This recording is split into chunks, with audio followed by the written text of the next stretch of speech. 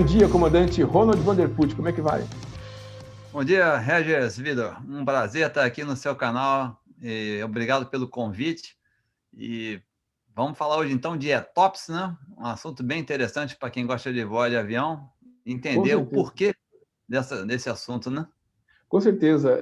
A gente fica muito feliz, né, de ter a oportunidade de conversar com os aviadores que têm uma grande experiência, né, como você, como o Rafa, essa galera do Teaching for Free, que tão generosamente cedem esse espaço, né, para a gente de dividir essas informações nos canais no YouTube, para que a informação chegue ao maior número de pessoas na aviação. Quem está começando na aviação, quem está em transição de carreira e quer trabalhar na aviação, quanto mais informação puder ter sobre o que realmente importa, né? Tem o vídeo do tiozão, a gente falou sobre Flight Standard, nesse nosso vídeo vamos falar sobre ETOPS, são coisas que os aviadores, né, que quiserem trilhar a carreira, uma carreira de longo prazo na aviação, com certeza vão deparar com esse tipo de assunto, né?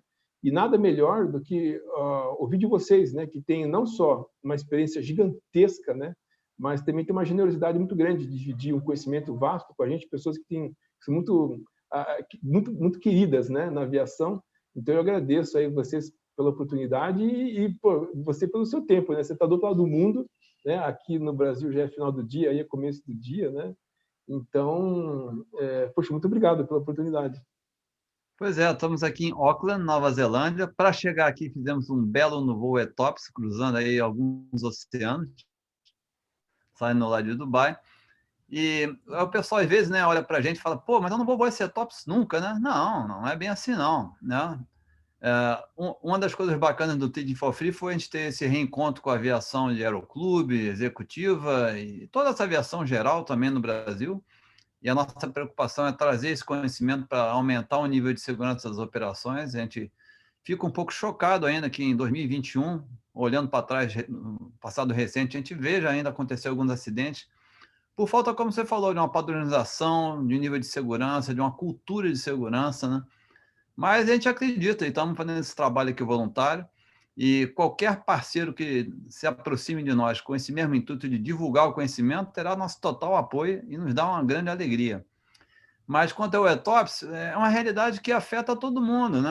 Quem eventualmente está voando uma aeronave leve bimotora, um jato executivo, vai acabar, um dia que seu patrão resolver fazer um voo mais longo, ter que encarar, entender esse assunto para poder fazer o voo com segurança, com planejamento, com toda a estrutura necessária para que isso aconteça. Então, vamos conversar um pouco sobre isso. Sim, com certeza. Só dando uma rápida pincelada para quem está chegando agora e não conhece muito bem o que é o ETOPS, né? O ETOPS é o planejamento de voo de longo alcance. É uma coisa que as empresas ou os operadores não conseguem fazer simplesmente de bate-pronto, né? Existe uma certificação da autoridade aeronáutica, onde a empresa ela tem que se certificar para poder fazer a operação ETOPS. E lógico, a aeronave que vai fazer esse voo tem que ser uma aeronave que aguenta fazer, por exemplo, uma travessia oceânica. Então, esse caso que você citou, uma aviação executiva, né, onde o empresário quer fazer um voo para atravessar a Europa, uma coisa que até seria bem comum, né, a pessoa gasta 12 milhões de dólares num avião, é de se supor que ela vai querer fazer um voo para a Europa. Né? Então, aí, esse avião consegue voar para a Europa ou não? E você, como é que faz esse voo? É só você decolar e aproar a Europa? Também não. Então, existem coisas que devem ser percebidas, né, treinadas, certificadas pelo operador, seja um táxi aéreo, uma linha aérea ou mesmo uma aviação geral, né, para fazer um voo ETOPS, tem algumas considerações importantes. E aí envolve a parte de manutenção, a parte de operações, né, as preparações que as empresas têm que fazer, né? Agora mais aí falando até um pouco sobre 121, que é bem a nossa praia, né? Então, a gente, para fazer uma certificação ETOPS, a aeronave já tem que ter uma série de preparações e modificações que permitem uma durabilidade em voo pelos prazos que a gente considera os mínimos, né? Ou os prazos ideais, né? De 60 minutos, 120 minutos, 240 minutos. E aí a gente perguntar, mais vezes, para você me dar uma ideia, assim, como é que é a visão do aviador, né? Sobre a certificação ETOPS, né? E sobre a operação ETOPS. Bem, primeiro vamos entender o porquê do tal desse ETOPS, né? E vamos botar isso um pouco de uma maneira mais clara para quem está seguindo aí seu canal. O ETOPS é o que chama de Extended Range Twin Engine Operations, operação com aeronaves bimotoras para um alcance estendido, né? Considera esse alcance estendido quando você está voando a mais de 1 hora de distância em voo em ar calmo, condições padrão, de um aeroporto adequado. Ou seja, vamos colocar um cenário prático para entender como você falou. Eu tenho meu jatinho executivo, motor a turbina, quero sair ali do Recife e ir lá para Lisboa, comer um bacalhau lá na terrinha. Então, a hora que eu me afastar mais de 60 minutos de voo de Recife, nas condições de voo da minha aeronave, conforme a certificação da minha aeronave e da autoridade do país onde a aeronave está registrada, eu tenho que cumprir uma série de requisitos. Isso começou lá em 1985, a TWA, voando um 767, e que qual é a grande vantagem, né, para a empresa aérea? Vamos olhar esse lado. Com a ETOPS, eu consigo fazer uma rota direta, cumprindo certas condições, e isso veio ao longo dos anos, à medida que as aeronaves foram se tornando mais confiáveis, os motores, o índice de falha dos motores foi melhorando, né, foi caindo, né? Começou a se observar que, poxa, se um motor desse praticamente horas e horas e horas tem uma falha a cada 100 mil horas de voo, pô, então eu tenho uma segurança de atravessar um oceano Atlântico sem ter uma falha de um motor. A probabilidade é tão pequena que me permite fazer uma travessia dessa. E aí se abriu as portas para diversas travessias, em vez de você ter que subir a costa do Brasil, por exemplo, chegar lá perto do Nordeste, cruzar para a costa da África, perto de Dakar, para depois subir para a Europa, você podia sair quase que numa linha direta, usando aeroportos na costa do Brasil e outros na costa da África, ou mais acima, como alternativas, economizando combustível, economizando tempo de voo, permitindo levar maior carga paga, que é para isso que o avião voa, né? Para levar carga paga, carga, passageiro e gerar o lucro, e uma melhor utilização das aeronaves também, né? Então, esse processo, né, ao longo dos anos, foi se aperfeiçoando. Hoje ele evoluiu a partir de 2012, ele passou a se chamar Extended Range Operations, na realidade, já agrega não só aeronaves de 2 motores, mas de 2 ou mais motores, permitindo alcançar ainda mais distâncias maiores. E como isso foi evoluindo ao longo do tempo, o que antes que era praticamente impossível, que seria atravessar o Oceano Pacífico com uma aeronave bimotora, hoje já é possível, né? Então, vamos step by step, né? Quando se começou a operar ETOPS, né, foram essas primeiras rotas. E é importante deixar um conceito claro aqui, né, Regis? Ah, o ETOPS é para cruzar o oceano? Não, absolutamente, né? Vou dar um exemplo prático. Eu, quando saio lá do Dubai, no Oriente Médio, faço um voo para o Brasil, eu atravesso a África. E você tem que sempre ter, durante a rota, um aeroporto adequado para você poder pousar. Quando se fala de aeroporto adequado, a pista é grande o suficiente para, no peso da aeronave, você conseguir pousar, eventualmente com a pista contaminada, com chuva. O aeroporto tem que ter os equipamentos de pouso adequados, equipamentos de terra para poder dar apoio à aeronave. E também, às vezes, existem motivos geopolíticos, né? Você está passando em cima do aeroporto, é um país que está em crise lá embaixo, digamos assim, o Sudão do Sul, e você não quer, numa emergência, ter que pousar lá, porque você vai arrumar um problema do tamanho de um bonde. Então, às vezes, a gente atravessa a África toda usando, por exemplo, um aeroporto lá no lado leste da África, vindo na direção do Brasil para o oeste, né? Então, usa lá, digamos assim, Khartoum, cruza o centro da África toda sem ter um aeroporto de apoio para pousar lá na costa oeste da África. Dakar, Lagos, enfim. E você está voando ETOPS sobre o terreno. É um troço meio estranho. Mas eu não tenho onde pousar, não tenho um aeroporto adequado naquele trecho da rota, né? Então, funciona tanto sobre o mar, tanto com o continente. A gente voa também nas rotas polares, que é outro exemplo espetacular, né? No Oriente Médio, eu saio por cima do Polo Norte, evitando os ventos contrários de proa para quem sai de lá indo para os Estados Unidos. Passo por cima do Polo Norte, que é uma região que quase não tem vento, e vou descer lá na costa oeste dos Estados Unidos, economizando um monte de tempo, combustível, tornando um voo viável, que em outras condições não poderia se fazer, o avião não teria alcance para fazer. Mas, obviamente, ao longo dos anos, isso foi evoluindo, né? Então, o que a gente começou, né? Lembrando o conceito inicial, é TOPS quando você está afastado mais de 1 hora de voo de um aeroporto adequado. Foram-se ganhando experiência, né? Começou-se a voar ETOPS 180 minutos, ou seja, você estaria até 180 minutos, 3 horas de voo de um aeroporto adequado, então você conseguia alcançar rotas maiores.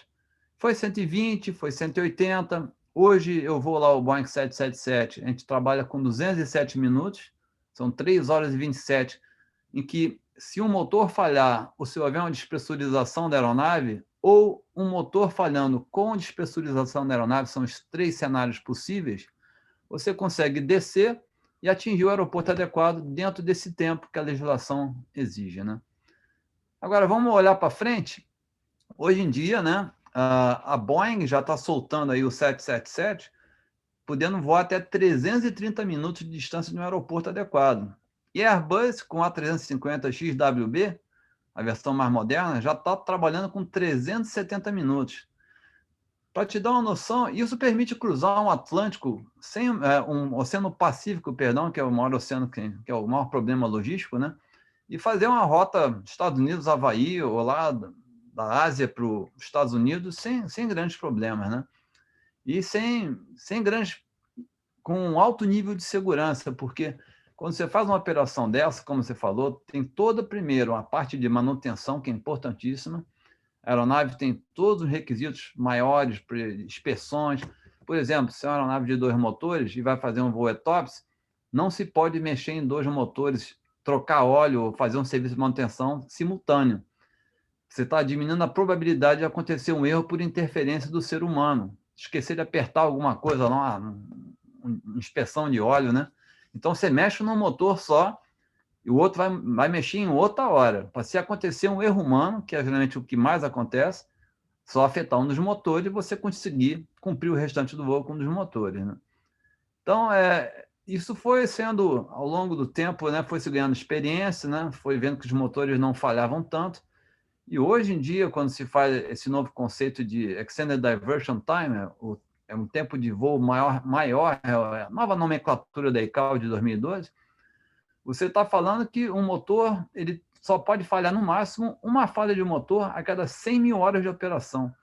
É um índice de segurança ultra seguro, né? De poucas indústrias têm capacidade de atingir isso, né?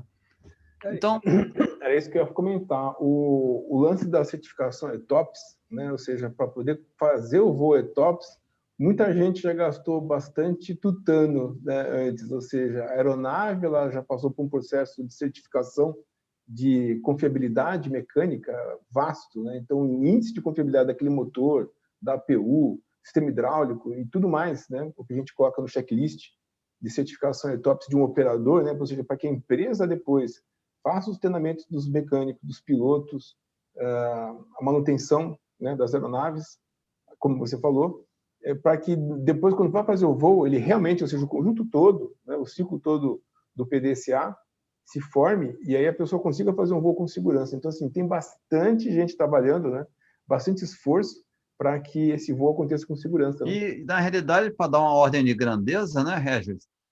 Muitos pilotos da aviação comercial vão passar a carreira inteira sem nunca experimentar uma falha de motor, né? Eu, por exemplo, tenho já 36 anos de carreira, um pouquinho mais de 20 mil horas de voo. Desde que eu entrei na aviação a jato em 1987, no 727 da Varig, e hoje eu estou voando lá no Oriente Médio, um 777, eu nunca experimentei uma falha de motor, né? Então, você vê o nível de confiabilidade dessas aeronaves, né? Então, você consegue fazer esse voo sem nenhum grande problema, né? Mas é tudo um exercício de planejamento muito grande, isso que é a parte bacana, né?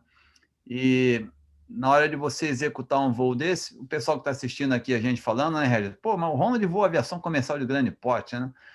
Mas você pode jogar isso para o seu universo de aviação bimotora, né, de jatos executivos, e a coisa funciona da mesma jeito, né? Então, talvez, de acordo com a certificação da aeronave, você não tenha um alcance tão grande como um jato de grande porte. Então, vamos dar um exemplo prático. Talvez, em vez de sair do Rio e ir direto para Emirados Árabes, como eu faço com o 777, um jato mais leve, um Citation, vai ter que sair do Recife, afastar 1 hora do aeroporto, escolher um aeroporto alternativo de rota, né? Pode ser Ilha do Sal, pode ser Dakar, dali pegar um outro ponto de apoio na Europa para chegar finalmente no Oriente Médio. Não vai ser um voo tão direto, até porque a aeronave não tem autonomia para fazer um voo tão longo, né? Era isso que eu ia comentar. A gente percebe assim, né, que com o avanço da tecnologia, aquela aviação romântica, ela deixa um pouco de espaço para uma aviação mais tecnológica, né? Então a gente acha muito bacana aqueles feitos dos aviadores lá do século passado, que fizeram a travessia do Canal da Mancha, né? Puxa, isso era uma aventura. Quando você lê os livros, você fala assim, nossa, isso é o máximo, né? O que o cara tinha e fazia o feito, né, de atravessar o Canal da Mancha voando, né? Aí os feitos começaram a ficar um pouco maiores, né? A travessia do Atlântico, né? Com aeronaves e tal. Então, para fazer, até mesmo hoje em dia, quando você vai pegar, por exemplo, um TBM, uma aeronave executiva de pequeno porte, e vai atravessar o Atlântico, tem que ser por cima, não tem jeito. Então ele vai subir a Europa toda e vai atravessar lá pela Groenlândia e desce pelo Canadá e vem descendo. A vida é essa mesmo, porque o avião não aguenta, ele tem que vir de algum jeito. Ou ele vem de avião, vem voando, ou vem por outros meios de frete, né? Mas é uma aeronave que ela já é feita para sair voando. Então, assim, ainda com essa consideração, as aeronaves hoje tecnológicas, com ACARS, com uma série de situações tecnológicas onde o próprio avião, em tempo real, ele avisa a empresa qualquer tipo de pane que ele tenha, e é possível que o centro de controle de manutenção, o centro de controle operacional, entre em contato com a tripulação e trate muitas das panes no ponto de vista operacional mesmo.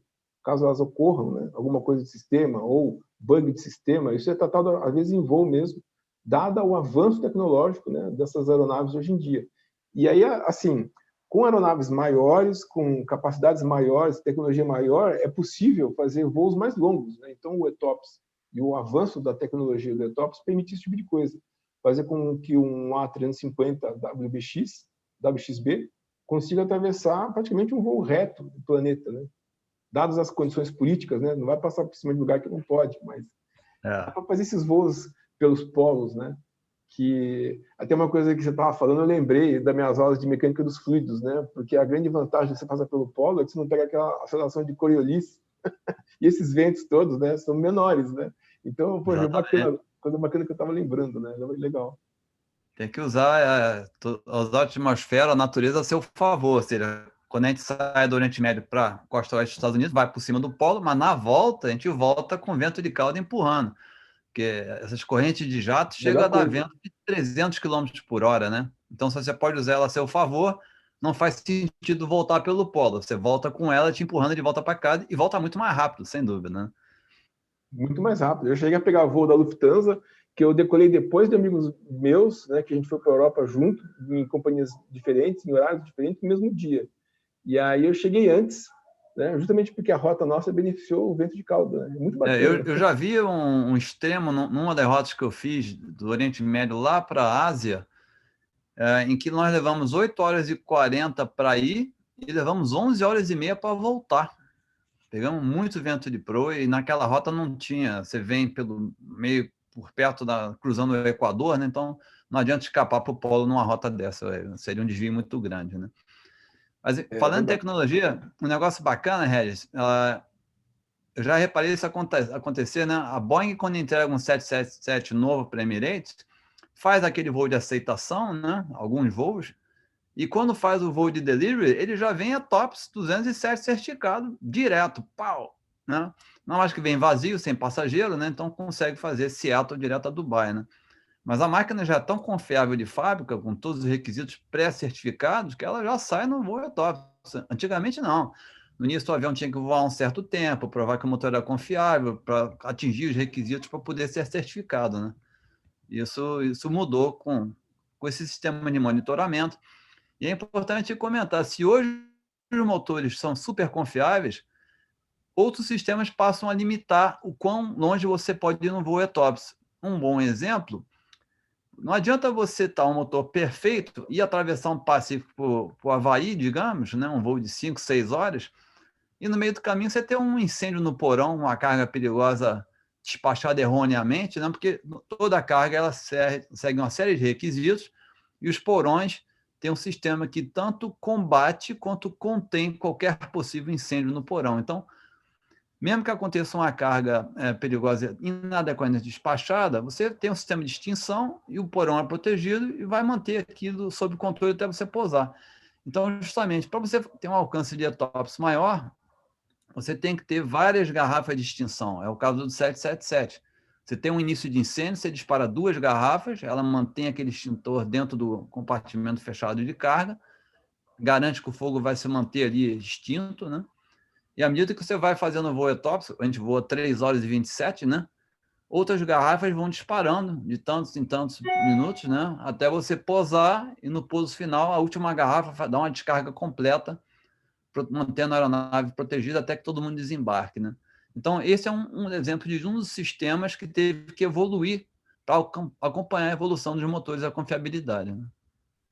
Sim, esses causos, né, dito pela experiência de quem vive, né, o dia a dia, como vocês, tem outro sabor, né? Uma coisa é eu ficar falando de certificação ETOPS, o quanto que é importante, o que é sério, o que é confiabilidade, né, qual que é o rigor disso tudo. Outra coisa que tem um sabor muito mais legal é vocês contarem, por exemplo, desse translado, né, ou dessas operações de voo, né, como é que a dinâmica do voo ela se procede, né?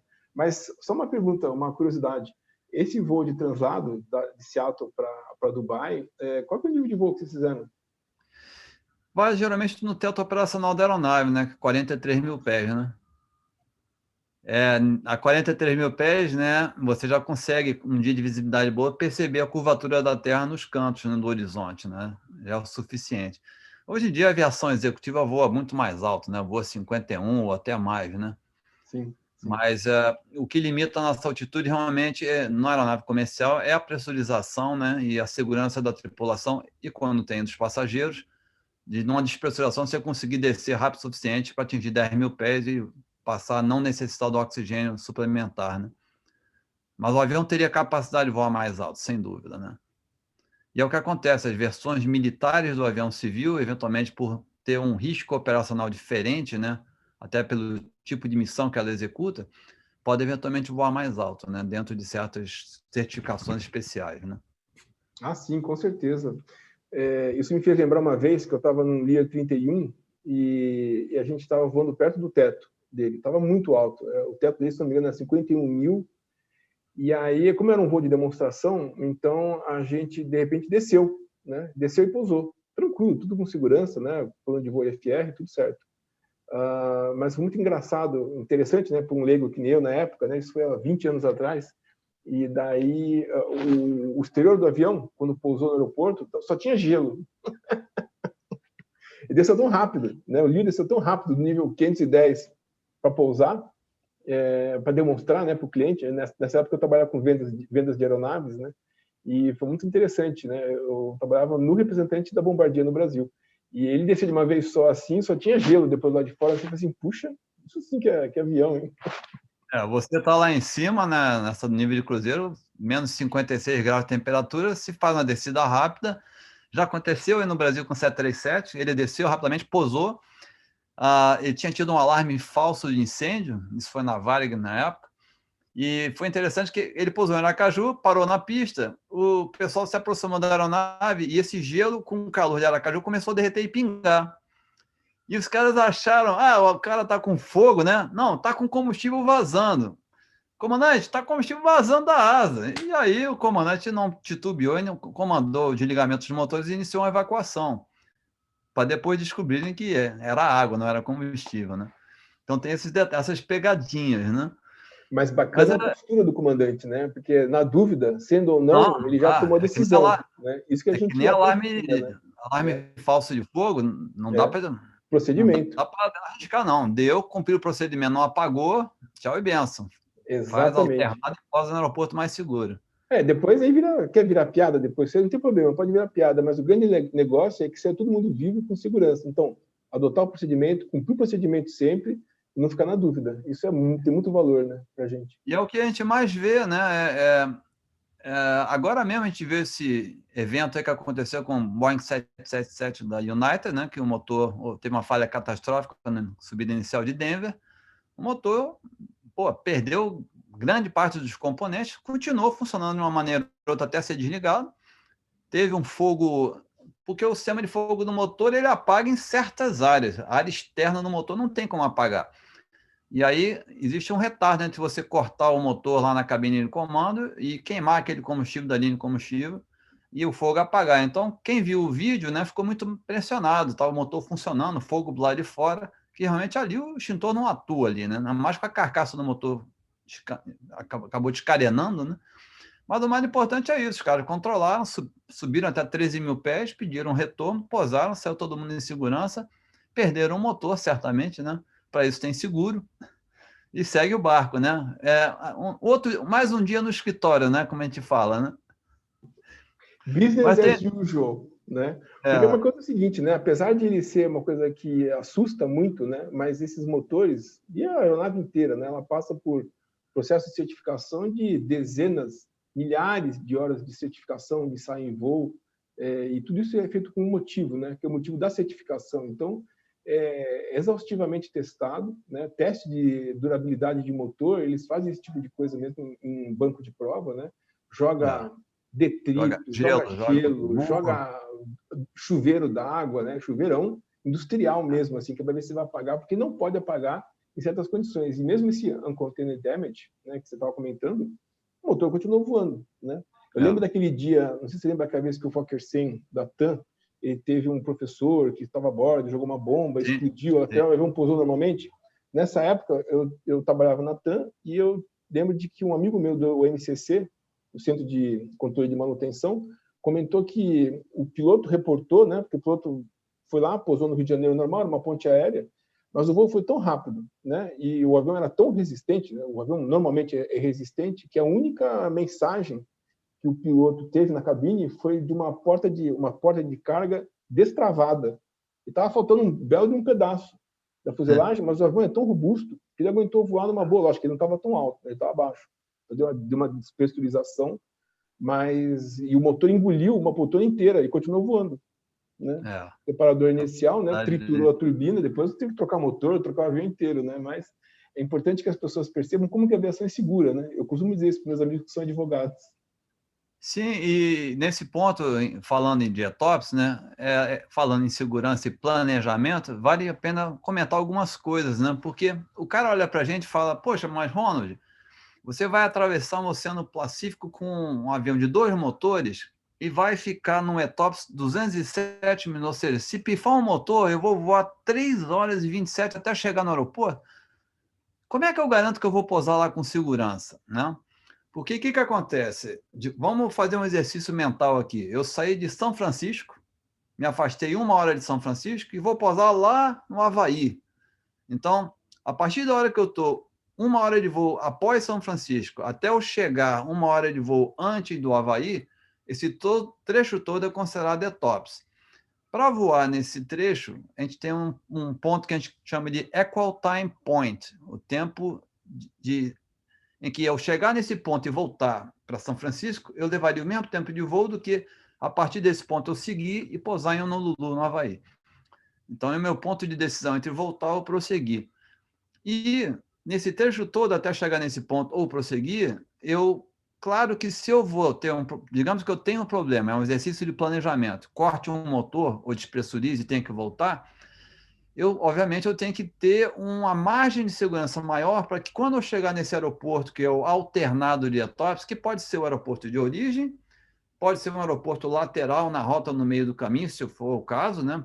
Talvez usar a âncora de um aeroporto mais ao norte, ou pode ser o aeroporto de destino, né? Quando eu saio aqui cruzando a África, tem vários aeroportos nas laterais da rota que me servem de apoio, né? Tem mais opções do que na travessia do Pacífico, obviamente. Mas se eu parto para um aeroporto desse, tem alguns preceitos que são básicos. Por exemplo, se o aeroporto opera categoria 1, né, de equipamento, eu tenho que ter condições meteorológicas. Se o equipamento de categoria 1 pifar o ILS, e digamos que o aeroporto tem um VOR que exige condições maiores de visibilidade e teto para pousar, altura das nuvens e visibilidade do piloto, então, para usar aquele aeroporto, eu exijo que o aeroporto tenha pelo menos as condições meteorológicas para, se o ILS pifar, eu conseguir usar o outro procedimento que não é tão preciso. Então, eu criei um colchão de segurança. E, na realidade, isso, durante a fase de planejamento, a gente bota uma margem a mais de visibilidade e teto para, se o tempo dá uma variada, eu garantir que eu chegando lá, eu tenho condições de pousar com segurança. Eu tenho que garantir aquele pouso. Então, é todo um exercício de planejamento, colocando margens adicionais, tendo condições mais adequadas de pista. Eu não posso ter uma pista só, eu tenho que ter pelo menos uma pista com 2 direções de pouso ou 2 pistas de preferência, né? Então, tudo isso aí é considerado para que, se acontecer uma eventualidade, você também, às vezes, você tem que levar mais combustível, né? Porque uma coisa é você estar voando lá no nível adequado de voo e de repente, ter um problema médico e desviar para um aeroporto no meio do caminho. Outra coisa é você pifar um motor, você tem que, obviamente, descer. A partir da hora que você desce, você gasta mais combustível. Então, para chegar nesse mesmo aeroporto, você vai gastar uma quantidade maior de combustível. Então, você tem que, no planejamento do plano de voo, colocar uma margem de combustível a mais, para, se isso acontecer, você conseguir chegar lá com uma margem de segurança, porque mesmo chegando no aeroporto alternado desse, você vai fazer uma aproximação e tem direito a fazer uma arremetida, voltar e fazer uma segunda tentativa. Você sempre tem uma margem de segurança a mais e um resíduo de combustível depois da segunda aproximação. Então, para o pessoal que nos assiste e senta no avião, não é bem assim, não. Tem uma margem muito grande por trás e por isso que a gente senta tão tranquilo lá no cockpit e faz nosso voo sossegado. Com certeza. Não só o pessoal que assiste a gente, né, que está iniciando na aviação, mas também o pessoal que já vive a aviação, né, o pessoal que já está na rota. É legal conhecer, né, como que o plano de voo normal é de um jeito e o plano de voo ETOPS, ele tem um motivo para ser mais rigoroso, para ser mais conservativo, né, para ter outras reservas adicionais, né. Tudo isso tem essa explicação, né, ou seja, ele tem considerações de segurança que vão além do padrão básico, né. Só para a gente deixar bem claro, né? Para a gente considerar um aeroporto alternado de ETOPS, essas condições a mais de um aeroporto normal, o que a gente leva em condição? Ó? A performance de pouso da aeronave, considerando as condições reais de previsão meteorológica, se vai estar chovendo, se a pista está contaminada, se tem vento de través, né? Se tem gelo ou não na pista.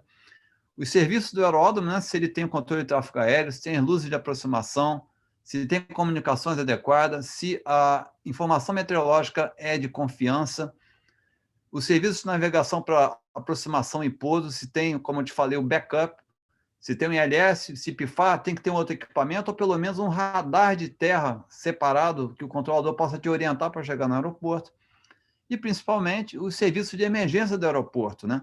A ICAO preconiza que, para você usar um aeroporto alternado de TOPS, ele tem, pelo menos, o aeroporto tem que ser categoria 4 de combate ao incêndio, ou seja, exige um certo número mínimo de caminhões de bombeiro, facilidades em terra, para, se a aeronave alternar tiver algum problema, você poder ter o socorro adequado, né? E, por último, você tem que ter o que eles chamam de let-down aid, né? Eu acho que eu comentei isso, que sempre você tem que ter a capacidade, ou o sistema de pouso pifar e cair para uma categoria menos precisa, você conseguir pousar de acordo com a condição meteorológica presente, né? ou prevista, né? Então, esses são conceitos assim, bem legais, né?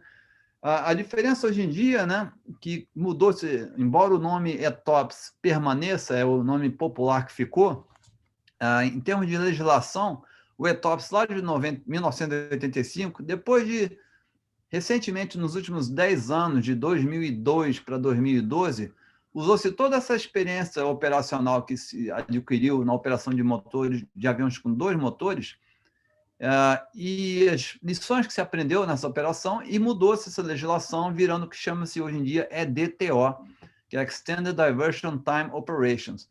A diferença é que expandiu-se todo esse colchão de segurança da operação de 2 motores para aeronaves a jato, a turbina, com 3 ou 4 motores também.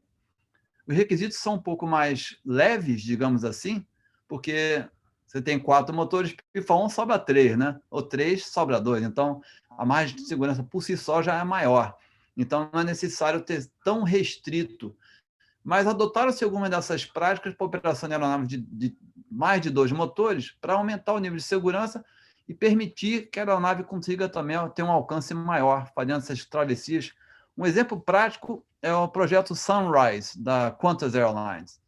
Ela está planejando voos, né, saindo lá de Sydney ou de alguns aeroportos principais da Austrália. Um exemplo é o Sydney-London, 19 horas de voo, né? Ele está sendo feito, era para ser feito com 350, com a Covid eles cancelaram a ordem, estão fazendo planejamento para fazer isso com 787-900, né? O 1000, é uma versão de longo alcance. Então, esse é um exemplo prático de a capacidade de você fazer um voo que antigamente não era impossível planejar um voo desse, né? E praticamente você, com um pouso, você consegue... É o que acontece hoje na minha empresa. Saindo do Oriente Médio, eu consigo dar a volta até o outro lado do planeta sem parada, né?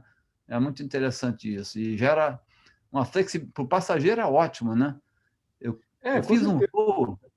fiz um voo interessante cargueiro, que eu saí de Dubai, fui para Hong Kong.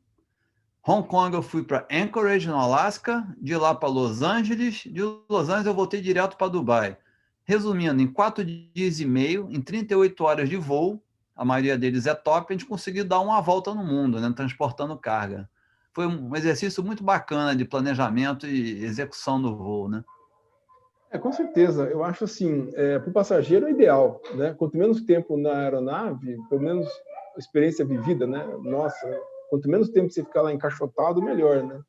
E, bom, isso para quem não voa na classe business, né? Mas para a empresa também é muito melhor, porque você tem uma uso mais eficiente de combustível, né? Da aeronave, Sim. você tem uma melhoria muito melhor, ou seja, a empresa fica muito mais rentável.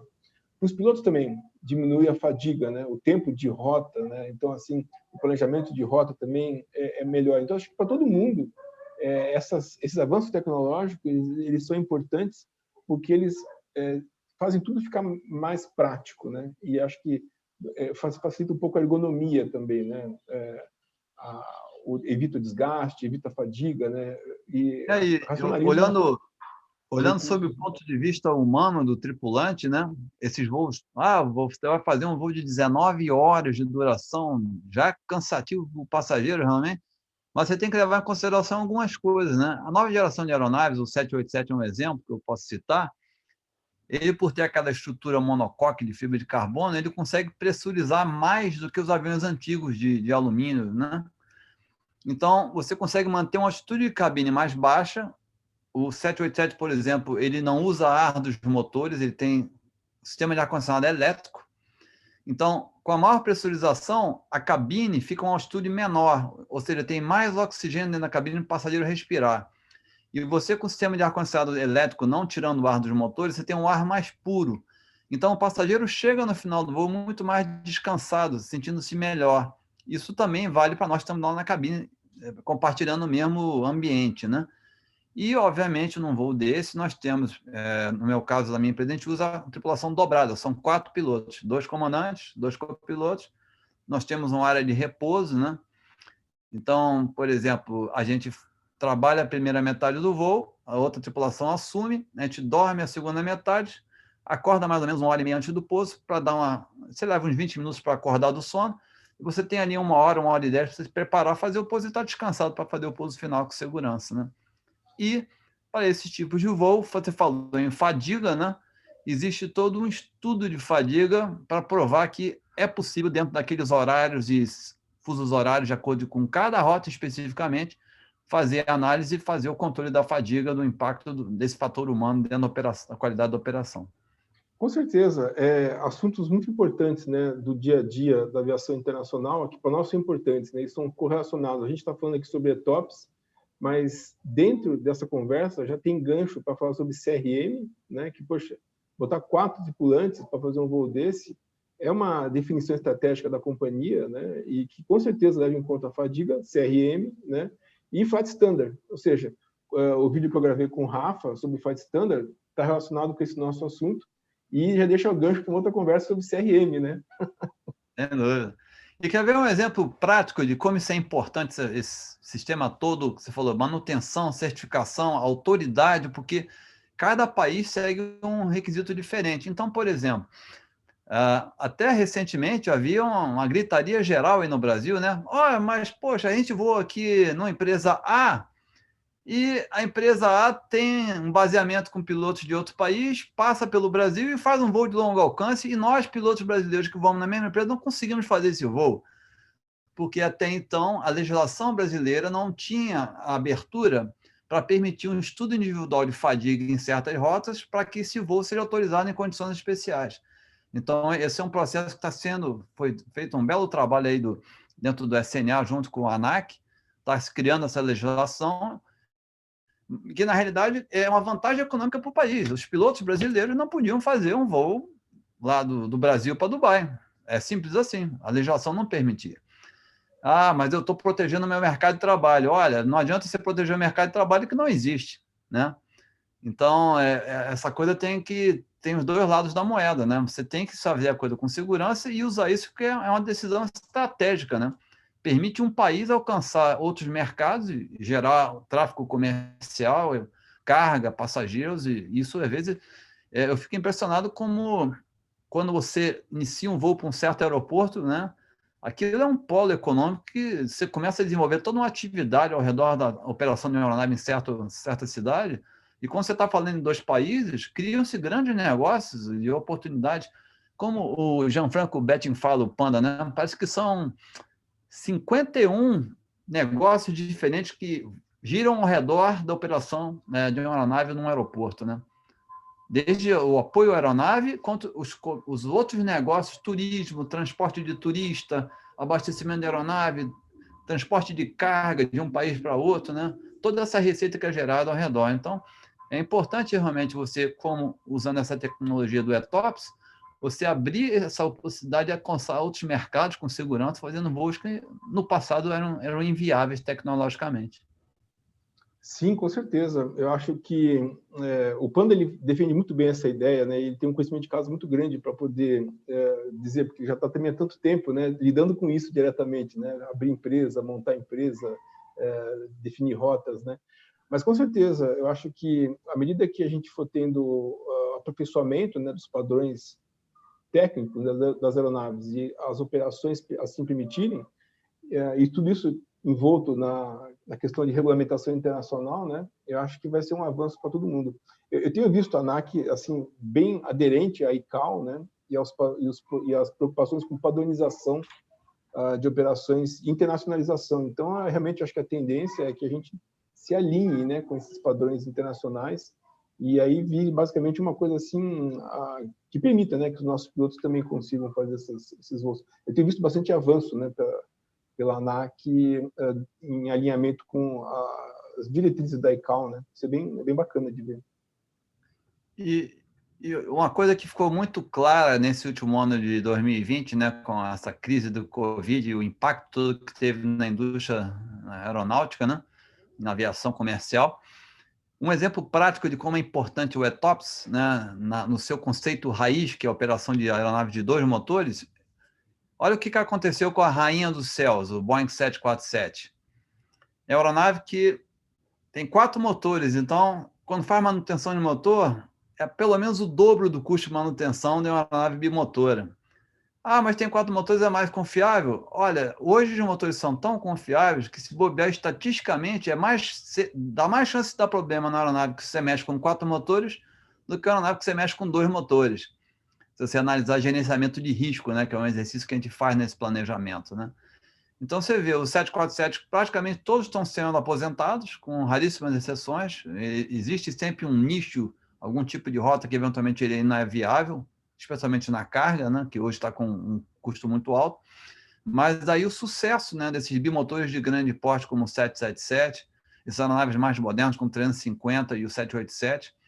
E, obviamente, quando vier o novo 777X, que justamente é o 777 modernizado para a tecnologia nova dos 350 ao 787. Esse avião vai ser imbatível, né? Nós já estamos com pilotos fazendo treinamento lá na Boeing, na minha empresa, com todo o processo. Nós fomos ser o launch customers, né, do 777X, já conhecemos o avião a fundo e vai ser uma máquina fenomenal, né? Eu não vejo a hora de botar minhas mãos nela. Vai demorar um pouquinho mais por causa do Covid, mas acho que mais uns 2 anos a gente está recebendo os próximos aeronaves aí. Eu acho isso muito bacana, né? A Emirates, pelo próprio modelo de negócio dela, né, de ser uma empresa hub-spoke global, né? Então ela interliga o mundo todo a partir do próprio hub, né, de Dubai. Mas eu acho que ela também é um grande ator, né, nesse cenário global de desenvolvimento da aviação, né? Então ela puxa o fabricante para desenvolver novos equipamentos, o fabricante propõe, né, essas melhorias técnicas, o operador põe em prática e o mercado inteiro se beneficia e se desenvolve e a evolução vai evoluindo, né? E é muito bacana ver como que essas padronizações de voos internacionais, ETOPS, eles contribuem para que a aviação toda se desenvolva, né? O piloto tem menos fadiga, né? O passageiro fica menos tempo encaixotado e a carga chega mais rápido, né? Então, até para o povo de logística, isso também é muito importante, né? Você vai trazer uma flor, vai trazer uma fruta do outro lado do mundo, vai chegar fresco ainda, né? Isso é muito bacana, é sensacional mesmo. E eu, com essa história de Etops, eu tive a chance de fazer uma experiência legal, né? Uns anos atrás, que é uma rota polar que a gente chama, quando a Isso eu gente te faz pedi para esse voo. comentar. Isso é muito legal. A gente sai de Dubai, sai ali por cima de Teherã, atravessa a Rússia e vai lá pelo Polo Norte, né? E a rota polar tem algumas rotas fixas, né? Porque é uma região bastante inóspita, tem a rede de satélites, ela não é tão eficiente na cobertura de GPS, então usa-se outros sistemas de navegação de apoio, mas você tem então as rotas mais específicas, ao invés de rotas flexíveis que a gente usa em outros lugares do planeta. E uma das rotas é justamente a passagem em cima do Polo Norte verdadeiro. Então é bacana, porque acima de uma certa latitude, o Polo Norte magnético ele passeia com o campo magnético da Terra. Então, quando você voa muito perto do polo, você referencia o sistema de navegação com o Polo Norte verdadeiro, ou seja, o físico, né? E aí você vai lá em cima e quando você passa na vertical do Polo Norte, acontece a inversão da bússola. Você está vindo na proa norte e, de repente, quando você está naquele momento em cima, o sistema de giro... E você, para qualquer lado que você olhar, é sul, né?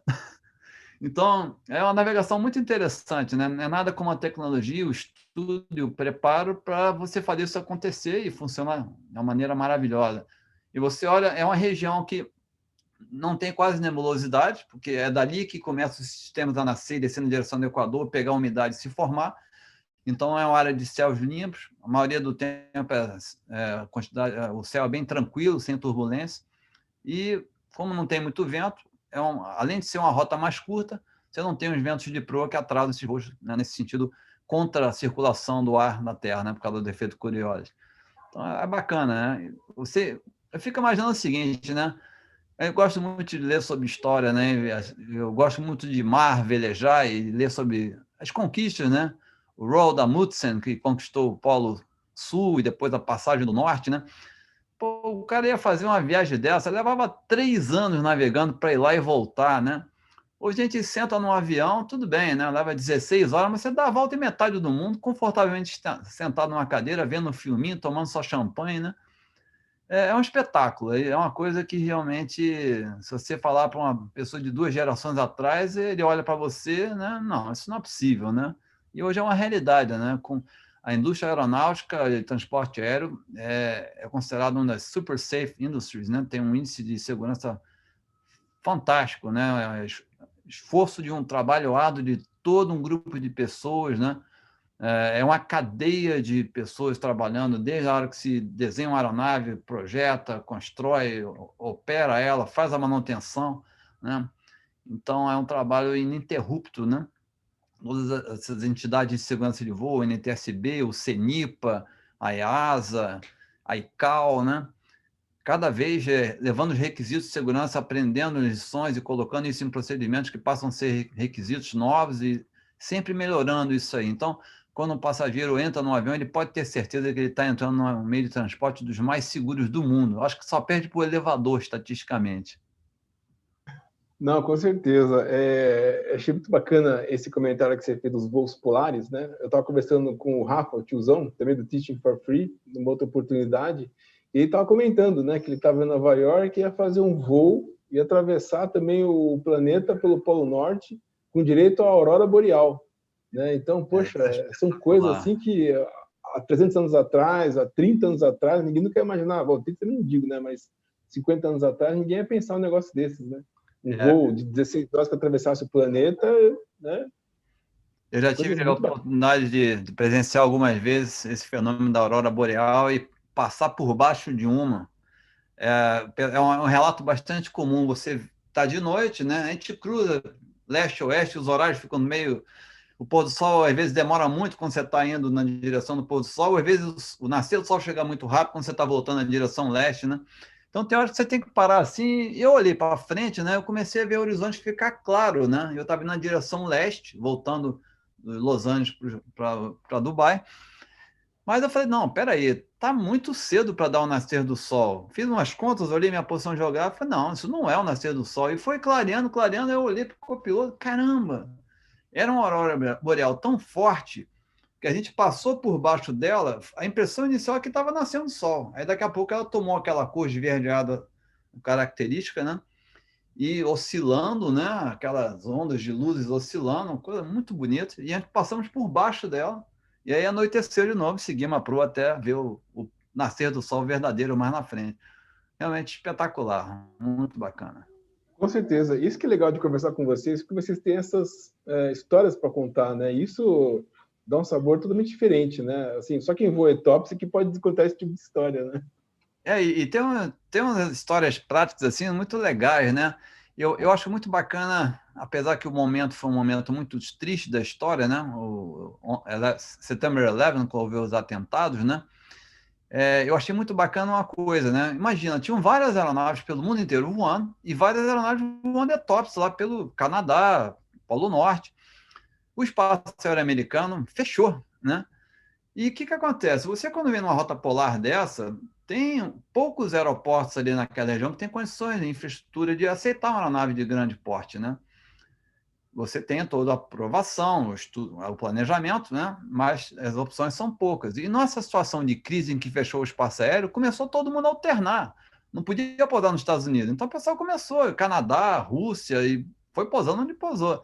Então tem histórias fantásticas de chegar um 777 numa microcidade que era uma base militar, tinha um hangar lá com os caças e uma operação militar reduzida, e isso eu achei muito bacana, né? Nessas horas o ser humano faz a diferença. Às vezes as pessoas da própria cidade foram para o aeroporto, pegaram as pessoas, levaram para suas casas, o pessoal se virou lá para conseguir alimentar a turma, fazer pizza extra. Teve um voo nosso que teve uma alternada ali na Groenlândia, que pô, o cara saiu de casa de madrugada, abriu a pizzaria para fazer pizza para alimentar a tripulação até que a aeronave de socorro chegasse, né? Então são histórias muito bacanas assim que tem nesse tipo de voo. São situações você pode ter o melhor planejamento, Regis, mas na hora que acontece, aquela situação é tão fluídica, acontece tantas coisas diferentes que você tem que ter essa estrutura por trás de apoio, e hoje em dia com as comunicações isso acontece, né? A gente está por satélite com a empresa e a gente vai trabalhando. Como eu te falei, você tem uma pane dessa, vai voar 3 horas até pousar num lugar, antes de você chegar lá, você já está com todo o planejamento pronto, né? A estrutura toda já foi acionada, o plano de emergência acionado, o recurso local já está lá para te atender. Então, esse exercício é muito interessante, né? E é a parte bonita da aviação que muita gente não vê.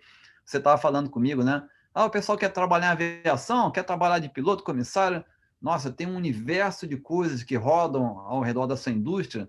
São coisas muito bacanas e cada um depende um do outro, né? Eu sempre, na minha carreira, né? Eu vou por 20 anos na Varig, já estou há 15 anos lá na Emirates, eu sempre me envolvi com outras áreas, aprendi o máximo que eu pude dos mecânicos, dos comissários. Enfim, eu me envolvi em uma série de programas diferentes que me trouxeram um conhecimento que eu me sinto muito grato por isso, né? Consegui enxergar esse outro lado todo. Você me convidou um dia para a gente falar sobre IOSA, né? A IATA Operational, aqui Operation Safety Audit, né? Toda a parte de auditoria, certificação, os padrões.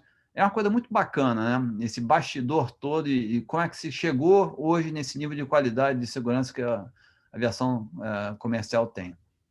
O lado humano da aviação é uma coisa notável, né? A gente vê os históricos, a história da aviação, né? Esse caso que você comentou, o pessoal, sempre quando fala uma coisa de aviação, todo mundo fica muito emotivo, né? E quer ajudar, né? Haja vista, mesmo os casos da Apollo 11, Apollo 13, são coisas assim que cativam a humanidade, né? Aquela coisa do glamour da aviação, né? Realmente é muito bacana. Mas, comando, pô, a conversa foi muito bacana, eu te agradeço muito. E para encerrar, eu te pergunto o seguinte: para a nova geração, né, a galera que almeja trabalhar em linha aérea, os aviadores que almejam trabalhar em linha aérea e que estão tendo esse primeiro contato com ETOPS, né? Como que você daria assim uma dica, né, para quem pensa em se aperfeiçoar na carreira de aviador e conhecer mais o ETOPS? Olha, a referência, obviamente, principal da Operação ETOPS são nos manuais da ICAO. Então, são referências oficiais, né? A partir da ICAO, cada país, né? A União Europeia através da EASA, os Estados Unidos através do FAA, o Brasil, através da ANAC, ele gera suas legislações que elas mais ou menos que espelham essa legislação principal. O Brasil é signatário da ICAO, né, um dos fundadores, tem uma tradição enorme nessa área, então segue os preceitos da ICAO. Cada país tem direito a publicar suas diferenças, então ou você estuda a legislação de ETOPS do seu país, especialmente se você for operar uma aeronave que é registrada no Brasil, é importante que você estude a legislação do Brasil. E quando você faz voos para o exterior, você tem que observar restrições maiores, eventualmente, que algum outro país tenha, né? Por isso que a ICAO ela tende a nivelar esse nível de restrições para que você tenha a liberdade de voar pelo mundo inteiro sem grandes problemas. Sempre atento a essas pequenas diferenças quando você opera em um país ou outro. Então, a dica que está, primeiro, é um trabalho que a gente faz lá no Teaching for Free, e você também faz aí de uma maneira brilhante. Obrigado. Procure as pessoas que têm experiência, que eu acho o papel da mentoria, né, o que a gente está tentando fazer lá no Teaching, né? Eu estou já, né, com essa experiência toda, e eu estou muito feliz nesses últimos 2 anos de voltar a ter o contato com a aviação geral, com os aeroclubes, passar um pouco dessa nossa experiência. Nós temos diversas aulas gravadas lá no canal do Teaching, como você também tem. É de graça, entra lá, perde seu tempo. Em vez de ficar jogando videogame, joga videogame também. É um divertimento bom e saudável, mas vai lá, assiste uma palestra, vai lá ver um negócio de ETOPS, vai ver alguma coisa de segurança de voo, gerenciamento de risco, né? Briefing. Procura viver isso com paixão. Eu acho que é a coisa mais importante. Se você decidiu seguir esse caminho, procure as pessoas. Eu falo assim, eu não gosto da palavra ídolo, mas procura aquelas pessoas que são referências na sua indústria, né? Se eu quero ser um bom piloto de Fórmula 1, eu vou tentar andar perto conversar com o Fittipaldi. O Senna já partiu, né? Mas Nelson Piquet, essas pessoas que são expoentes na sua indústria e tiveram sucesso. Então, procure se cercar desse tipo de pessoa, procurar uma escola de aviação que tenham pessoas sérias, que façam um programa de treinamento adequado, que dê as ferramentas para você se desenvolver. E o mais importante, né? Eu já estou nessa brincadeira há 36 anos, eu me considero extremamente apaixonado pelo que eu faço. Estou começando a me planejar para aposentar em mais 4, 5 anos do voo, mas a gente não vai conseguir se desligar. O aerococo já entrou aqui e faz parte, né? Tá na veia. Mas o aprendizado, como em qualquer profissão, a medicina é uma outra delas, que eu acho que eu vou ter que voltar numa outra encarnação para exercer, o aprendizado é contínuo. Se você parar, você vai ser atropelado pela realidade ou você vai ser um mau profissional e vai voar de maneira insegura. Então, você tem que estar se atualizando, buscando conhecimento adicional que, numa hora de uma seleção, vai te dar uma vantagem em relação a um outro candidato e te dar a condição de trabalhar com mais profissionalismo e segurança. Procure as pessoas, né? Não deixa a peteca cair. Quando der um cansaço, tira um tempinho para se descansar, mas logo que possível volta à carga, procura a pessoa. A gente viu muito isso em 2020. A aviação está toda em crise, está todo mundo parado, sendo demitido. É nessa hora que você tem que sentar, aproveitar esse tempo extra, que é um dos recursos mais escassos, o tempo, para se preparar, estudar bem, para a hora que o mercado funcionar, você está pronto, capacitado para pegar aquela tão sonhada vaga e ter o seu sucesso. Verdade, com certeza. Eu acho que é bem por aí mesmo, né? Aproveitar esse tempo de preparação, né? E ter acesso a esse trabalho que a gente faz aí com bastante tranquilidade, né? Disponibilizar conteúdo importante, gratuito, para que as pessoas aumentem o nível de conhecimento, né, na aviação. E hoje em dia é tudo muito mais fácil, né? Você vê aí rede social, canal no YouTube, é tranquilo para ter acesso à informação. Então fica aí a nossa dica, né, para que as pessoas busquem os canais, né, dedicados ao conhecimento, e que, acima de tudo, se inscrevam nos canais e deixem o like, por favor, né? Para que a gente possa desenvolver esse trabalho e continuar acessando o maior número de pessoas possível, né? Para que todos tenham oportunidade de se desenvolver, né? É isso aí, nós estamos aqui à disposição de vocês, né, transmitindo esse conhecimento, e a única coisa que a gente pede é isso, o apoio de vocês, a divulgação, para que essa mensagem possa alcançar o maior número possível de pessoas. Muito bom, comando. Muito obrigado aí pela oportunidade, pela amizade, pela gentileza e pela generosidade de dividir tanto conhecimento valiosíssimo que a gente não vê todo dia na mídia, né? Não vem de lugar nenhum, né? esses conhecimentos aí que você compartilhou com a gente hoje. Desejo muita felicidade, saúde e ótimos voos aí. Um grande abraço, comandante. Muito obrigado, até breve. Como eu te falei, estaremos à disposição aí para qualquer outro episódio no futuro. E tenha certeza, né? A gente, quando senta e faz um episódio desse, é claro que a gente se prepara, né? E só o fato de se preparar e exercitar mentalmente para estar aqui presente, a gente já aprende muito. E essa troca de experiência é a maior riqueza da... Nós somos seres que precisamos dos outros para nos desenvolver. Então, o convívio, essa troca de informações é a melhor maneira de fazer isso acontecer. Então, eu agradeço pela oportunidade. Abraço, sucesso para o seu canal. Um prazer estar aqui. Muito obrigado. Estamos à disposição. Um abração, então. Até mais.